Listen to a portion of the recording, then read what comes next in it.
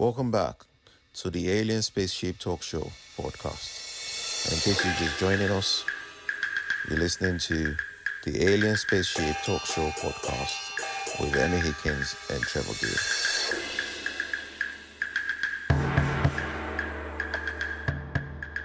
On people, his movements, attracted the girls, the women, and he was different. I think that was the thing, and he had this wonderful, deep singing voice. Yeah. And for me, songs like "Can't Help Falling in Love." It's one of the lines of that actually at Wembley, going to football, where my team will play on Saturday in the semi-final. There, some of our supporters, particular group, they held up some words from that song, "Can't Help Falling in Love," because it seems so relevant, to a football team. The fans love the team.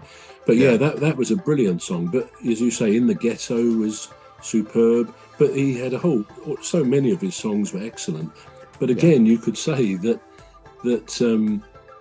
the downside of massive fame probably killed him in the end. I mean, he was a great performer, but of course he put on huge amounts of weight. Oh yeah, he did.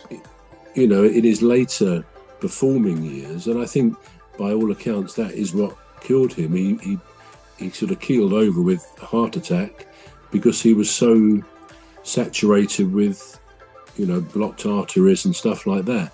Whether there's a conspiracy, I don't know. There's always been the idea that he sort of quietly decided to dump fame and go and live somewhere else, and that the reported sightings of Elvis Presley over the years are legion, aren't they? Sort of everywhere. And there cannot have been an artist who is more copied, imitated. People pretend to be Elvis, don't they?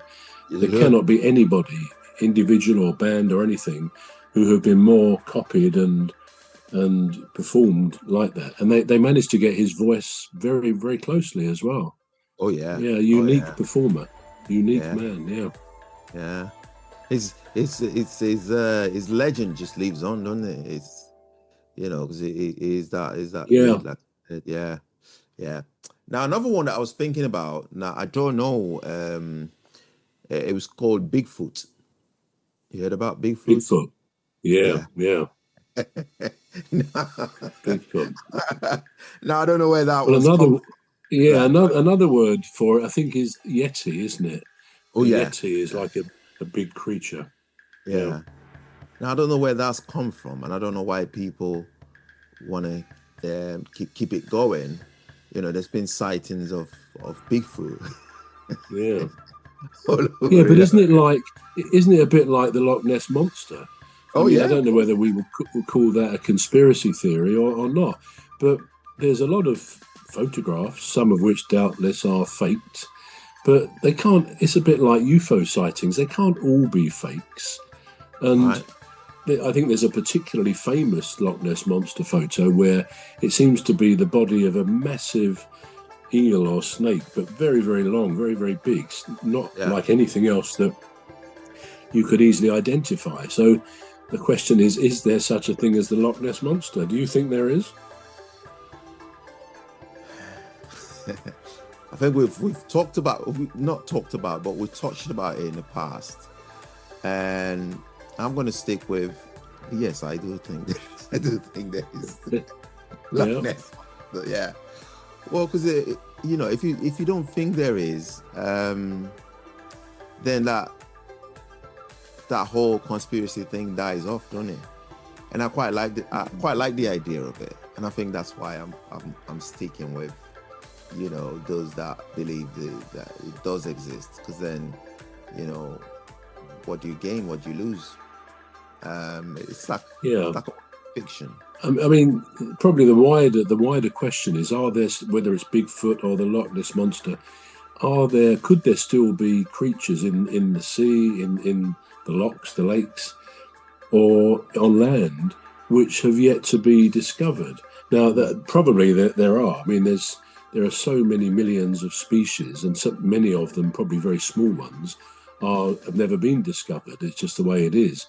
But could there really be sea creatures, river creatures, or land creatures that we've never really documented or photographed in this day and age. I don't know. And I suppose it gives rise to the possibility that it could be the case. And as you say, it's quite a good thing to think there could be things we just don't know. There could be creatures we've never really been able to see. And that's quite a romantic idea, isn't it?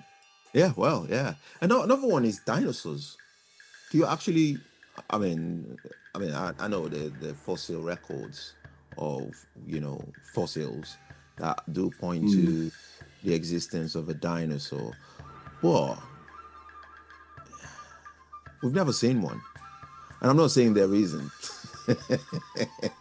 And I love Jurassic Park. I love all of Jurassic Park. So we're going to take a short break now. We're back shortly. You've been listening to the Alien Spaceship Talk Show with Trevor Gear and Emmy Hikins. The Alien Spaceship Talk Show podcast is looking for sponsors. If you're a company out there looking to spread the word about the products and services you provide, please get in touch with Deepstuff Radio Podcast on info@deepstuffrecords.com, or to use the contact form on our website to contact us, please visit radio.deepstuffrecords.com. Also, if you're looking to get involved on the Alien Spaceship Talk Show podcast, reach out via our Deepstuff Radio Facebook page. Thank you.